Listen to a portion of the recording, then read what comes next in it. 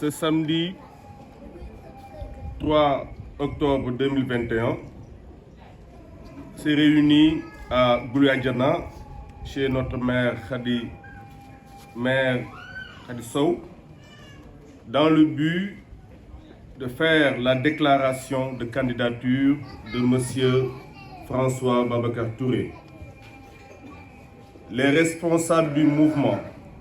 à travers les différentes entités des quartiers, se sont réunis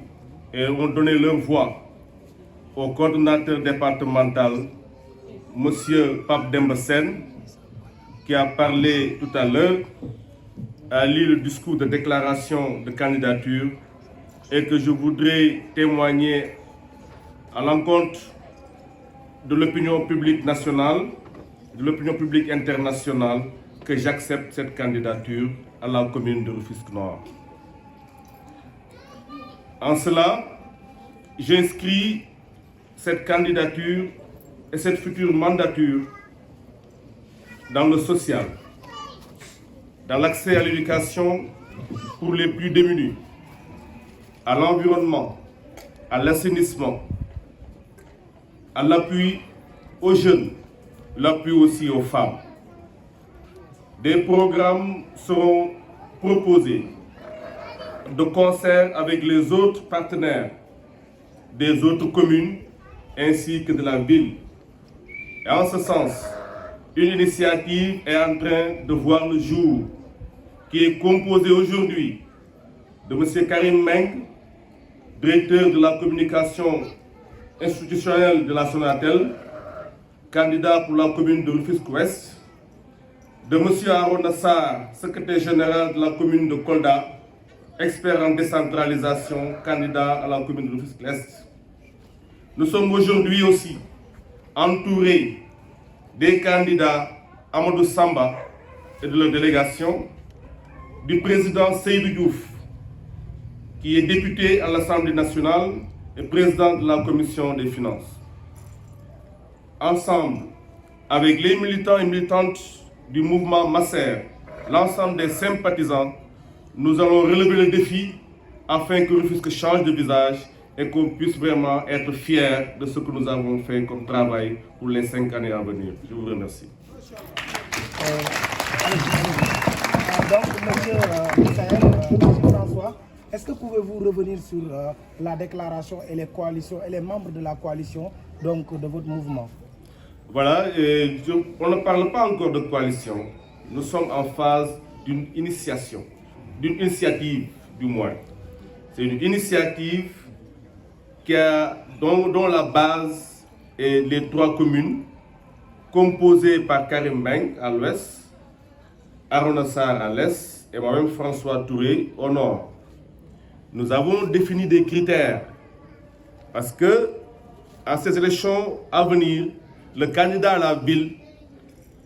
se basera surtout sur les communes pour pouvoir gagner la ville. Donc le travail sera fait principalement et pour la majorité par les communes. Donc des critères ont été dégagés pour que le candidat qui sera choisi à la ville puisse les respecter. Nous avons eu à échanger avec beaucoup de responsables. C'est le but de la présence de M. Amadou Samba et de son mouvement, représenté ici par ses responsables, de M. Seydou Diouf, qui est aussi candidat à la ville, qui est représenté par M. Issa Sam, qui est là présent. Et donc, ces critères respectés, déjà assurés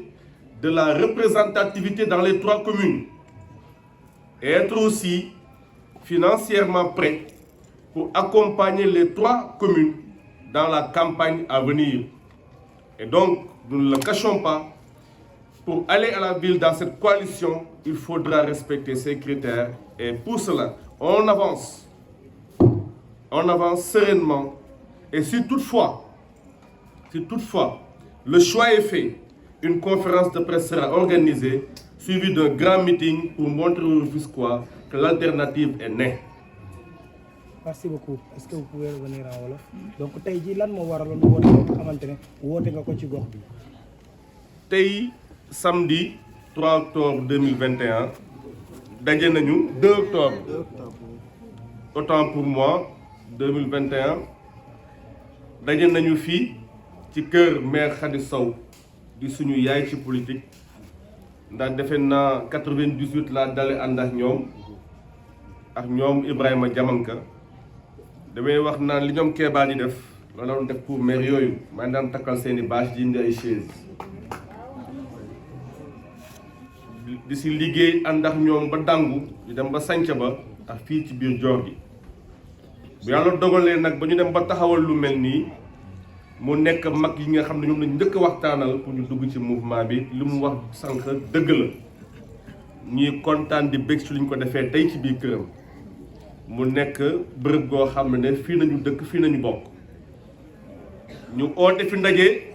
ndax mouvement bi nga xam ne moom nañu créé en avril 2019 dañu waxtaan seen biir ne dañuy porter seen camarade François Babacar Touré mu nekk vraiment à la tête de la commune de Rufisque Nord ma ne nangul naa leen loolu dale ko tey te dinaa ci liggéey ba keroog ñu si am ndam si kàttanu yàlla loolu nañu nekk waaye di si ànd ak ay doomu aadama ay personnalité macha allah le doyen Karim Mbengue nga xam ne moo njëkk jël parole eggali ay rencontre yu mu doon def ànd Cheikh Arouna Sarr ak mouvement am ñu siy liggéey mu nekk une initiative waaye nag ñu am si ay ñoo xam ne weccoo nañu ay kàddu joxonte cër ku nekk am sa morom yaakaar benn di Amadou Samba nga xam ne kenn nattablewul xam-xamam ci wàllum développement durable bu ñuy wax CDC bi nga xam ne moo ne Sénégal caisse de dépôt de consignation Amadou Samba mooy le coordinateur des CDC de l'UMOA Union monétaire ouest africaine donc loolu cuune du ko doon am na xam-xam ci loo mbir moomu di liggéey ak ay commune am yéen ci Tëngéej ñu amit le président Seydou Diouf qui est issu vraiment pour ne pas dire les entrailles de Mbaye Jacques Diop mais qui est issu des flancs de Mbaye Jacques Diop nga xam ne bu ñu nee les meilleurs maires dañ naan Maurice Gueye ku si tegu ñu ne Mbaye Jacques Diop ñu ne ñu soog a ñëw il est né de ces flancs là nekkoon son directeur de cabinet pendant 15 ans tey mu nekk député nekk président de commission à l'Assemblée nationale nekk un homme bu am xam-xam buy wax ci finance nga yaakaar ne moom la jàng mais en réalité c'est un juriste ku ko xool CBM donc Tëngéej am nañu ay borom xam-xam Tëngéej am nañu ñu am yéene waaye lan moo waral ñu leen fii bàyyi di fal ñeneen lan moo tax ñu leen fii bàyyi di fal ñeneen saa su nekk loolu nañu nekk initiative boobu di ci dox di ci waxtaan ak képp ku nekk ci waxtaan ak Amadou Samba di ci waxtaan ak Seydou Diouf di ci waxtaan ak yeneen i kilifa ñu war a jëm nag vers ces élections locales et vers l'officialisation dans les prochains jours notre coalition. mais dafa mel ni ndajem tey jii bu ñu xoolee dafa mel ni sa déclaration candidature la ñuy dégg ndax loolu lu ñuy firndeel la wala looy dëggal la. le mouvement Massaer moo porté suma candidature man nangul leen je relève le défi ni ñu koy wax ci tubaab si olof nag xaw ma waaye xam naa daal buñ la tënkoo si mbir bu ñu waxee olof buñ la tënkoo ci àll boo nekkee góor da ngay taxaw